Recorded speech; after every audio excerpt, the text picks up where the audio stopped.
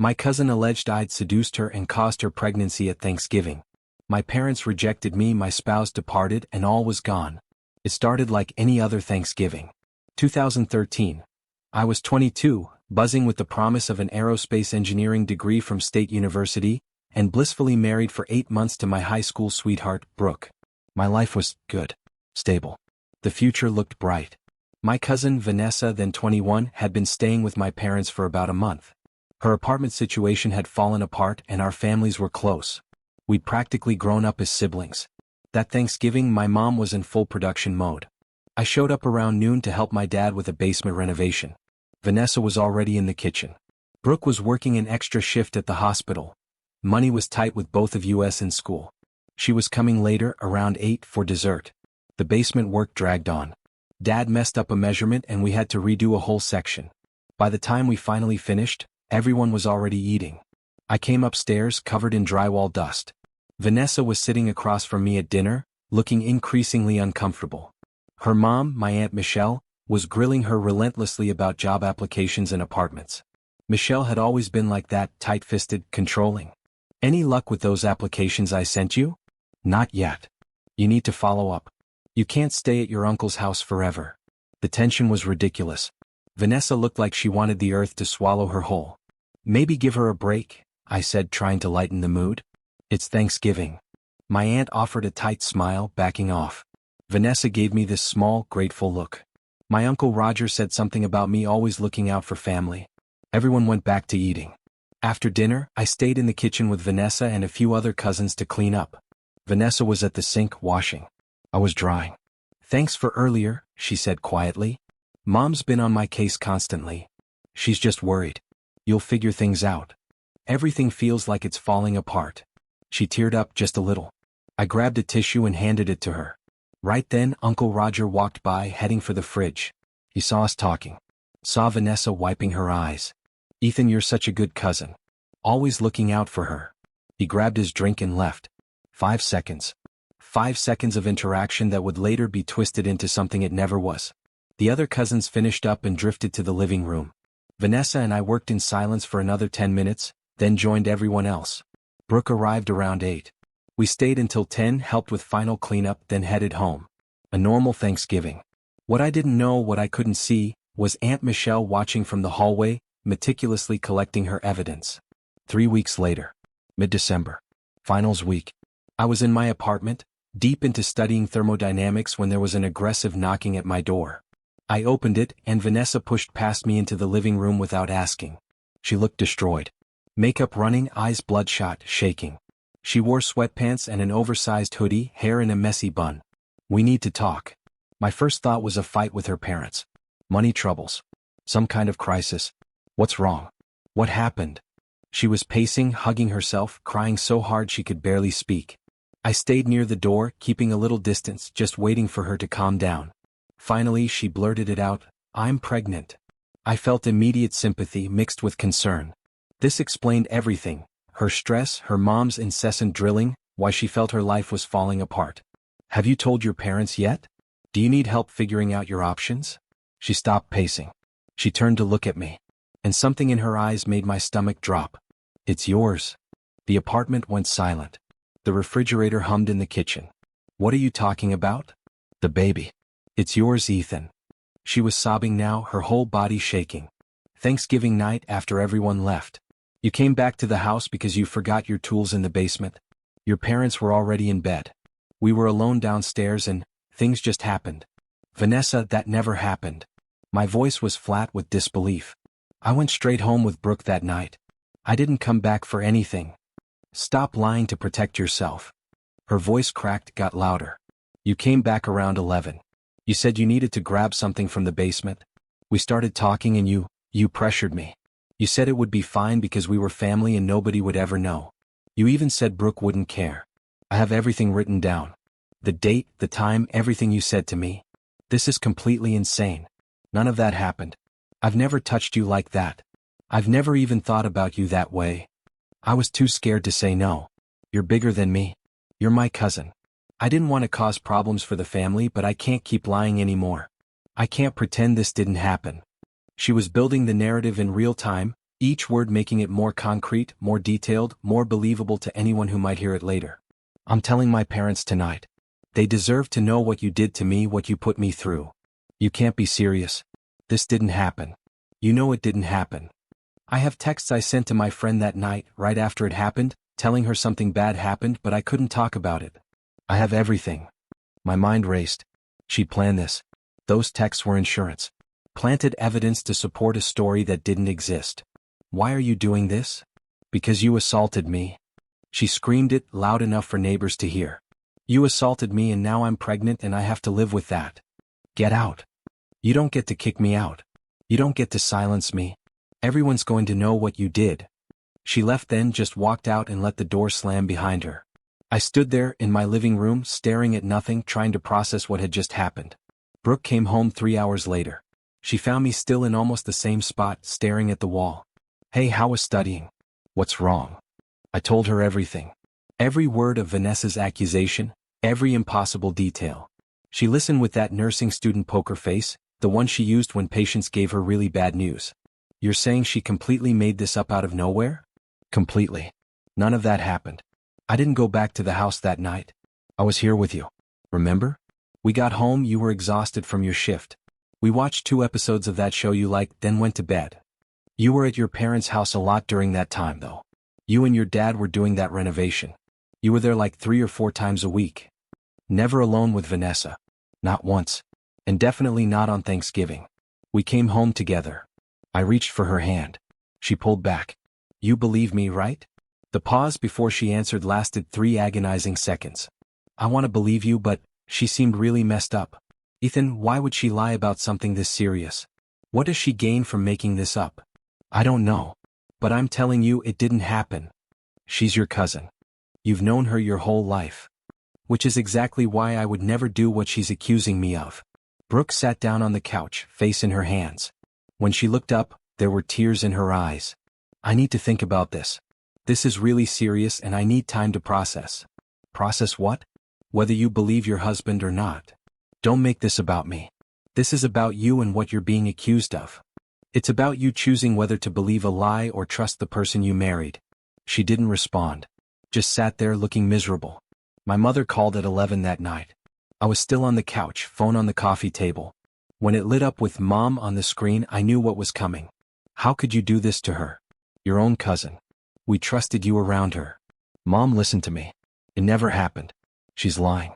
I don't know why, but she's lying. She's pregnant, Ethan. She took 3 tests. She told us everything. How you came back to the house. How you found her alone in the basement. How you pressured her. That story is completely made up. I was home with Brooke all night. She has text messages. She texted a friend that night saying something terrible happened. The timeline matches up perfectly. Of course it did. Because she'd constructed it to match up. Those texts don't prove anything except that she planned this. Why would she plan to destroy her own family? I don't know. But I know I didn't do what she's claiming. I can't talk to you right now. She hung up. Vanessa's parents called Brooke directly 30 minutes later. I could hear them even though the phone wasn't on speaker. They were loud, emotional, aggressive. They laid out their version with surgical precision. Vanessa was traumatized. Too afraid to say anything for weeks. She'd finally confessed after breaking down crying. The timeline matched. She had text messages. She had witnesses who'd seen us alone together. Everything added up if you wanted it to add up. Brooke listened, said very little, hung up looking shell-shocked. They want me to know they're pursuing legal action. And what did you tell them? That I needed to talk to you first. So talk to me. They sound really convinced. They have evidence. Why would they believe she'd lie? Because it's easier than accepting their daughter is capable of false accusations. Brooke stood up, started pacing. I need some air. She grabbed her coat and left. She came back 2 hours later, didn't say where she'd been.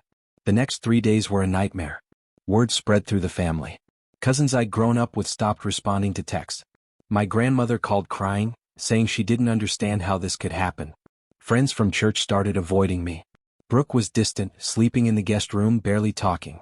She'd go to her clinical rotations, come home, study in silence, and go to bed without saying goodnight. On day 4, I came home from my last final exam and found her suitcase by the door. She said she needed space. Everything was too much. I tried to stop her, reminding her she was my wife and should believe me, but she couldn't commit to that.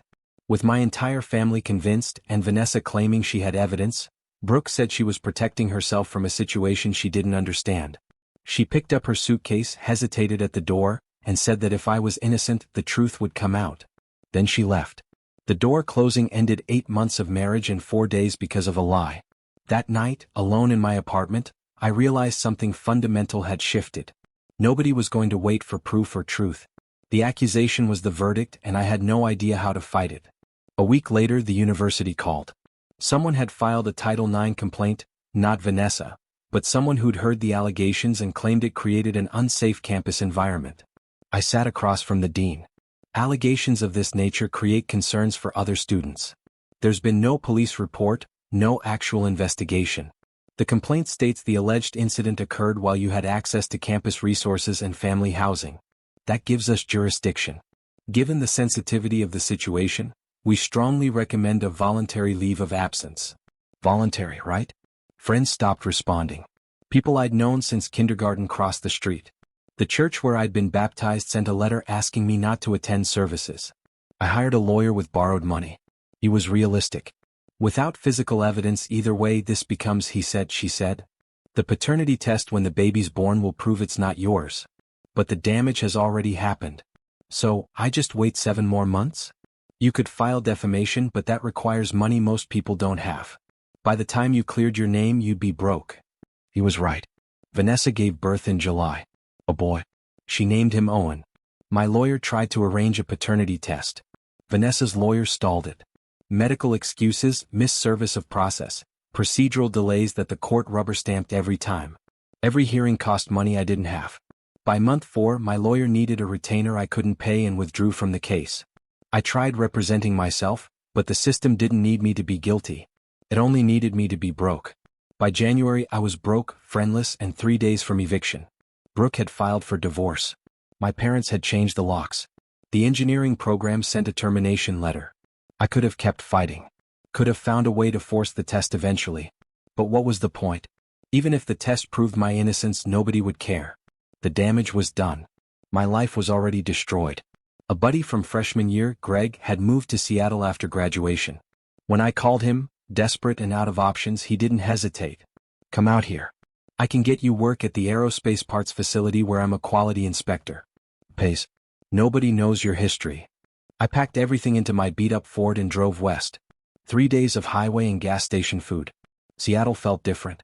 The rain, the mountains, the culture of people minding their own business. Greg got me hired as a quality control technician. The work was meticulous, mentally demanding, inspecting aerospace components for microscopic defects. You had to focus completely or you'd miss something critical. I rented a room in a house with 3 other guys. Worked overtime whenever possible. Saved every dollar. At night, the anger would surface. Not explosive, just cold and patient. I'd replay the accusations, the way everyone turned on me instantly, Brooke packing her bags without a fight. But I couldn't let it consume me. Moving forward meant actually moving forward. Greg introduced me to rock climbing 6 months in. You need something that requires total focus. Thinking about anything else means you fall. He was right. Hanging from a wall 40 feet up, every bit of attention narrowed to the next handhold. I got good at it.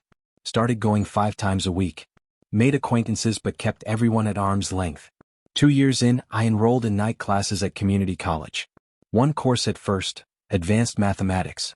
The professor noticed I was older than typical students. You're ahead of everyone else.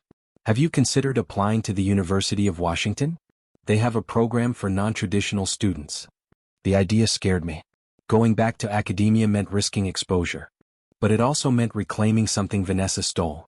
I applied, got in, started taking 2 classes a semester while working full-time. Brutal schedule. 12-hour shifts followed by 3-hour seminars.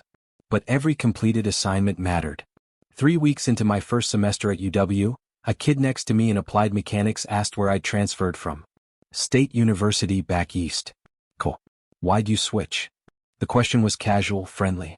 Family stuff. That sucks, man. My cousin had to. I need to use the bathroom. I walked out, stood in the hallway with my back against the cold tile wall, breathing hard. A professor walking by asked if I was okay. I nodded, went back to class, sat through 2 hours of lectures without hearing a word. That night, I climbed until my hands bled. By the summer of 2017, year 3 in Seattle, I realized I'd gone a full week without thinking about Vanessa. Then 2 weeks. The anger hadn't disappeared. It had just stopped being the center of everything. I met Nora at the climbing gym. She was attempting a route I'd completed the previous week. Her technique was completely wrong. After watching her fail 3 times, I couldn't help myself. Your weight distribution's off. You're trying to muscle through instead of using your legs. She looked at me, sweaty and frustrated. And you're an expert? I've been climbing here for 3 years. Show me. I demonstrated the sequence. She tried again, adjusted her approach, made it 3 holds further. Better. I'm Ethan. Nora. We started climbing together. She was a graphic designer from California. Her openness about her life made me aware of how closed off I'd become. 6 months in, she asked me out for coffee. This feels like more than climbing buddies. Or am I reading it wrong? I wanted to say yes, but the thought of trusting someone sent panic through my chest. I have trust issues. Complicated history. Everyone has a past. Question is whether you're going to let it define your future. We started dating slowly. I told her about the divorce, about being falsely accused and forced to leave school, but not the specifics. What if she believed I'd actually done it? She was patient, didn't push. Over time, the wall started coming down. 2 years later, in the spring of 2019, I finished my degree. 7 years after leaving my original program, I walked across the stage. Greg and Nora cheered from the audience. My parents should have been there. I got a job at a renewable energy consulting firm. The pay was solid, the work meaningful. Nora and I moved in together. Adopted a dog named Copper. Created a life completely separate from everything I'd left behind. By 2023, 10 years after fleeing, I rarely thought about my old life. My parents had my email but never used it. Vanessa's son Owen would be 10, growing up believing his father abandoned him. Sometimes I wondered if anyone questioned her story. If my parents felt guilt. Mostly I'd moved on. Then, in November 2023, Facebook sent me a notification. Friday morning, making coffee before work.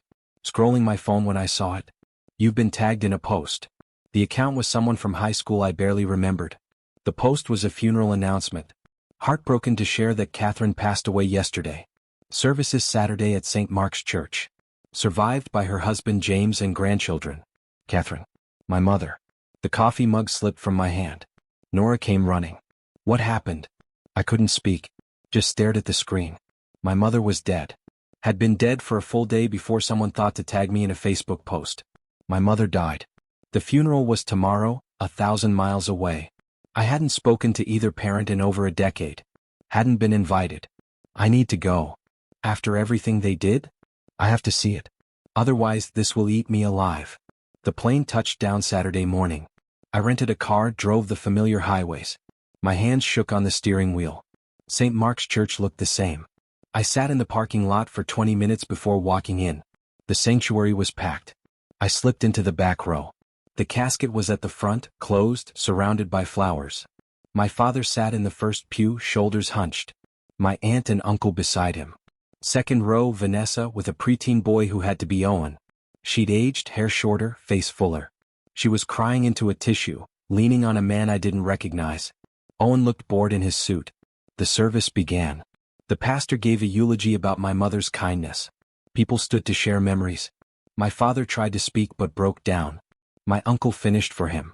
Afterwards, there was a reception in the church basement. I should have left.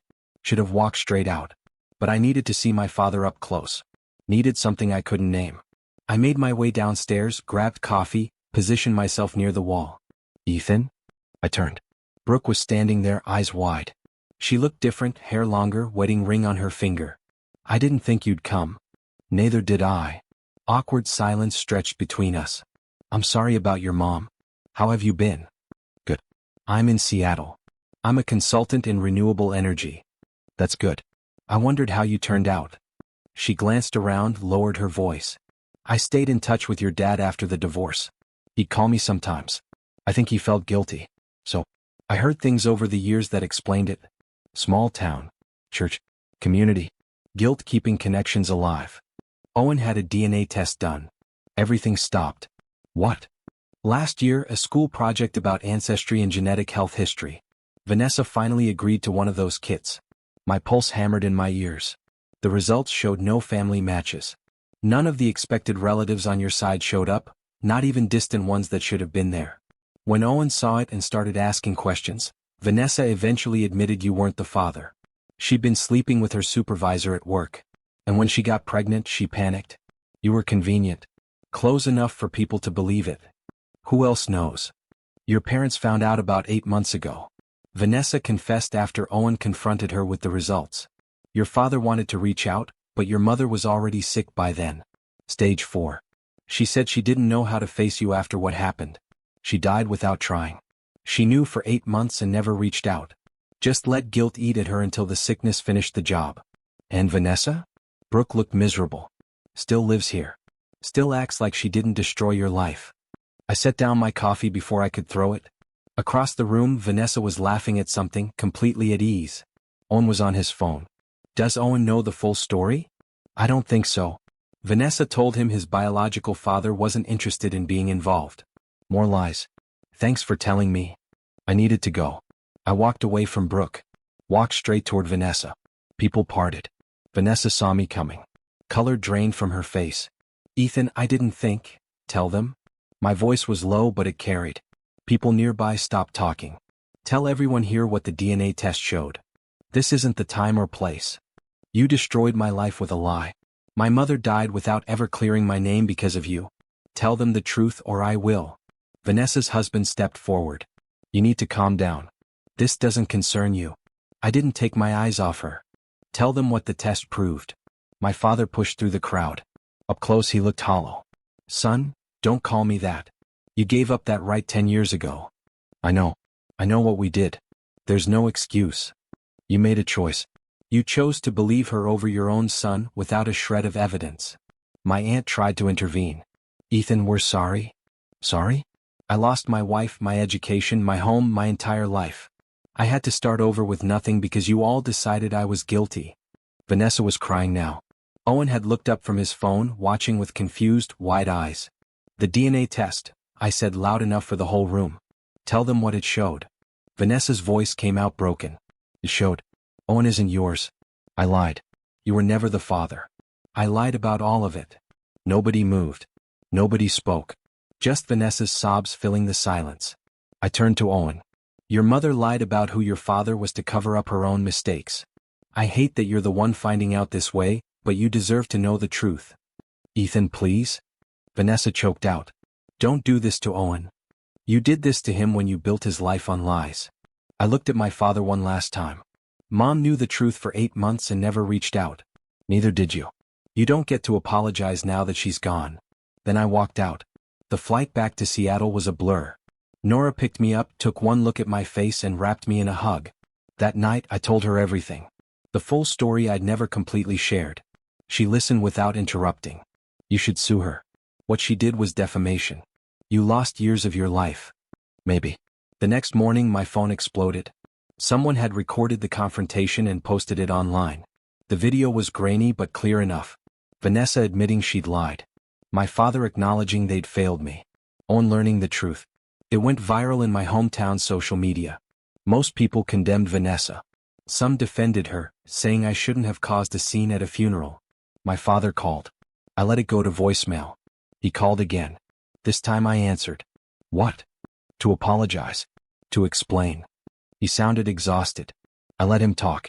When Vanessa came to us, she was so convincing. She had dates, details, text to a friend. The idea she'd lie about something like that seemed impossible. So believing your son would assault his cousin was more plausible. We failed you. Your mother was devastated when we found out. She wanted to reach out, but the sickness was aggressive. She ran out of time. Part of me felt vindicated. A darker part was glad she'd suffered. What about Vanessa? She and her husband are talking about moving. The video made her unpopular. Owen's having a hard time. Good. I was hoping we could talk more eventually. I don't know if I can ever trust you again. That's fair. If you change your mind, I'll be here. We hung up. Over the next weeks, more people from my past reached out. Apologies. Justifications. My aunt and uncle sent a card with a check for $85,000. Guilt money. Send it back. Owen surprised me with a Facebook message. I know who you are. I'm sorry for what my mom did. I wish I could fix it. I stared at that message for a long time. He was just a kid. I wrote back. You don't have anything to apologize for. What your mother did was her choice, not yours. Your feelings are valid. Did I forgive her? No. I don't think I ever will, but I'm working on not letting what she did define the rest of my life. We messaged a few more times. He asked about Seattle engineering rebuilding. Nora and I talked about legal action. We consulted with a lawyer. You have a strong defamation case. The viral confession creates new actionable statements that restarts certain limitation periods. Plus, she actively concealed the truth for over a decade, which tolls the statute. Documented lies that caused measurable harm. What's the process? Long and expensive, but given the viral video and clear admission, you'd likely win. The question is whether you want to spend the next year in courtrooms. I thought about it for weeks. Then I made my decision. I'm suing. Not for money, for vindication, for the formal record that Vanessa was a liar and I was innocent. Discovery was brutal. My lawyer subpoenaed everything. Text messages, medical records, witness statements, school transcripts, the delayed paternity test requests. And that's when we found it. Hidden in Vanessa's old text messages. Conversations with my Aunt Michelle. My aunt had coached her. The text showed my aunt helping Vanessa construct the timeline, suggesting details to make the story believable, telling her to mention Thanksgiving specifically because multiple people had seen us together, telling her to cry when she told her parents, telling her to resist the paternity test as long as possible.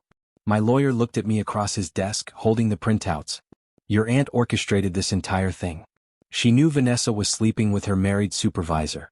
She knew the pregnancy would cause scandal, so she helped frame you to protect Vanessa's reputation. Why me? You were convenient. Young male had access to the house.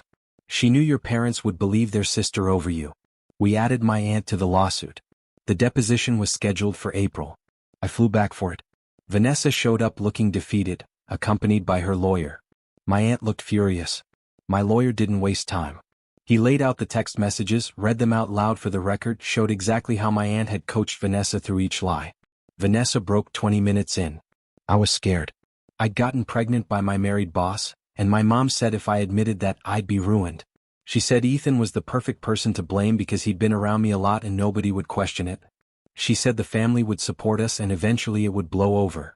And did you have any contact of that nature with Ethan? No. Never. I lied about all of it. My aunt's lawyer tried to object. Claimed the texts were taken out of context. My lawyer shut that down immediately. Your client systematically constructed a false accusation to protect her daughter's reputation. She destroyed an innocent person's life. There's no context that makes this acceptable. After the deposition, my lawyer filed an emergency motion for summary judgment based on Vanessa's admission and the documentary evidence. But we weren't done digging. As part of discovery, we'd requested my mother's medical records from her treatment. Routine procedure to establish timeline. My father, as executor of her estate, signed off on releasing them. The records included notes from her counseling sessions. My lawyer called me 3 days after getting them. Ethan, there's something in your mother's records. Session notes from her counseling. She talked about you. What did she say? She told her counselor that she knew about Vanessa's lie for 8 months before she died.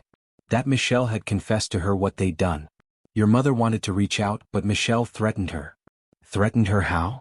Michelle told your mother that if she contacted you, Michelle would tell everyone that your mother had known about an affair your father had years ago and covered it up. Some old family scandal. Michelle didn't need proof. She had the church. She had the whispers.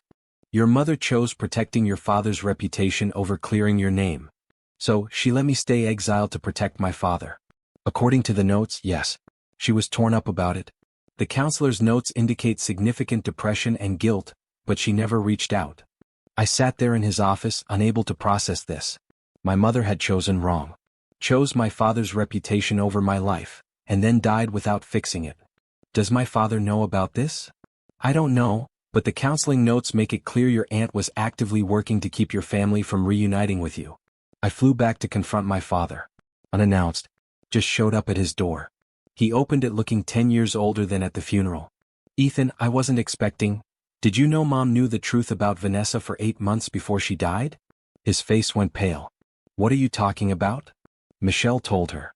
Confessed what they'd done and then threatened Mom to keep her quiet. Something about an affair you had that Mom covered up.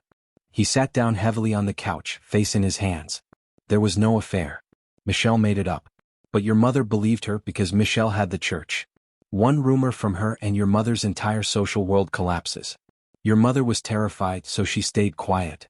And you didn't know any of this? Not until after she died. I found a journal in her things. She'd written about the guilt eating her alive. I stood there looking at this broken man. So Michelle destroyed all of us. And Mom let her. Your mother made a terrible choice. She chose wrong. But she was sick and scared, and Michelle had her backed into a corner. She should have called me anyway. I would have dealt with Michelle. I know. I'm so sorry for all of it. I looked at him one last time. I might be able to forgive you eventually, but I'll never forgive her for dying without trying. I left. We talk occasionally now. Brief calls every few months. It's not reconciliation, but it's something. The case concluded in August when the judge granted summary judgment in my favor. The judge found that Vanessa had knowingly made false accusations with the help of her mother, causing severe and measurable harm, and awarded me $430,000 in damages. The judgment included a court-ordered public retraction as part of the settlement terms. Vanessa agreed to post on social media platforms a statement acknowledging she had lied about me, that I had never assaulted her, and that she had been coached by her mother to fabricate the accusation. My aunt was ordered to pay an additional $200,000 in punitive damages for her role in orchestrating the scheme. The money didn't change anything. Didn't give me back those 10 years. Didn't bring my mother back so I could tell her how much she'd hurt me. But it was proof. Official record. The university sent a letter offering to restore my academic record. I declined. I did send a copy of the judgment to a few specific people. The dean who'd forced me out. The pastor who told me not to come back to church. Not to everyone, just the ones who'd had power and used it against me. Most didn't respond. One sent a brief apology that felt more like self-protection than actual remorse. Owen reached out one more time. 3 months after the case concluded, before my wedding, I got a call from an unknown number, a local area code from my hometown. I answered. Ethan, it's Michelle. My aunt. The woman who'd orchestrated everything. I should have hung up immediately. What do you want? I wanted to apologize properly. Face to face. I know I don't deserve it, but I'm asking anyway. I'll be in Seattle for work next week. Could we meet for coffee? Every instinct screamed no, but part of me wanted to see her squirm. Fine. Thursday, 2 o'clock. There's a coffee shop downtown on 4th Avenue. I told Nora about it that night. She was against it immediately. Why give her the satisfaction of your time? Because I want to look her in the eye one more time. I want her to see that she didn't break me. Thursday came. I showed up 10 minutes early, got a table near the back, watched the door. She walked in at 2 sharp. She'd aged terribly in the month since the deposition. Hair graying, face lined with stress, shoulders hunched. She saw me, hesitated, then walked over. Thank you for meeting me. I didn't stand. Didn't offer to get her a drink. Just sat there and waited. She got herself coffee, came back to the table. Her hands shook slightly as she sat down. I don't expect you to forgive me. I don't expect anything. I just wanted to say I'm sorry for all of it. You didn't let it happen. You made it happen. There's a difference. I know. You're right. She took a shaky breath. Vanessa was my daughter. She'd made a mistake with that married man and I panicked. I thought if people found out, it would ruin her. Ruin our family's reputation at church. So, I helped her create a solution. A solution that destroyed me. I told myself it would be temporary. That once the paternity test came back, everyone would realize it wasn't you. You never thought about consequences at all. Her coffee cup rattled against the saucer when she set it down. The damages we're paying. It's bankrupting us. Roger left me. My daughter won't talk to me. Owen barely speaks to either of us. Everyone at church knows what I did. I lost my job. Good. You should lose everything. You took everything from me. I know. Tears were streaming down her face now. I just wanted you to know that I'm suffering too. You think I came here to make you feel better? To tell you it's okay and you're forgiven? No, I needed you to know I'm sorry. That if I could go back. I leaned forward, kept my voice low. You destroyed a 22-year-old kid's entire life to protect your daughter's reputation. You coached her through lies. You helped her frame an innocent person for assault. You watched me lose everything and said nothing for 10 years. A woman at the next table glanced over, then quickly looked away. You didn't come forward when my mother was dying. You didn't come forward when Owen took that DNA test. You only confessed when you got caught. That's not remorse. That's cowardice. She was sobbing openly now. I know I can't fix this, but I needed to try. You're not here for me. You're here for you. If you actually cared about making amends, you would have come forward in 2014. I stood up. We're done here. Enjoy your bankruptcy, Michelle. Ethan, please no. Go back and stay there. I walked out, left her sitting there crying into her coffee while strangers watched. Nora asked how it went when I got home. She wanted forgiveness. I gave her reality. Good. She doesn't deserve your mercy. That was the last time I saw Michelle. And the last contact with that side of the family, except a few messages with Owen. 2 weeks later, Nora and I got married. A small mountain ceremony in Seattle. Greg is my best man. Nobody from my old life. Watching Nora walk toward me, the anger finally changed into something livable. Not forgiveness, just acceptance. Vanessa moved away after the judgment. Divorced, scraping by. My aunt's name was wrecked. My dad and I talk sometimes. Owen found his real father, and I'm glad he did. Vanessa tried to undermine the retraction months later, got hit with contempt, and ended up bankrupt. People ask if I feel bad. I don't. I'm not proud of it either, just tired. Life's good now. House, career, real friends, plans for kids. They tried to erase me. I kept building. So what do you think? If you were in my shoes after everything, would you have pursued legal action? Or would you have just walked away and tried to forget? Let me know your thoughts in the comments below. I'd really love to hear them.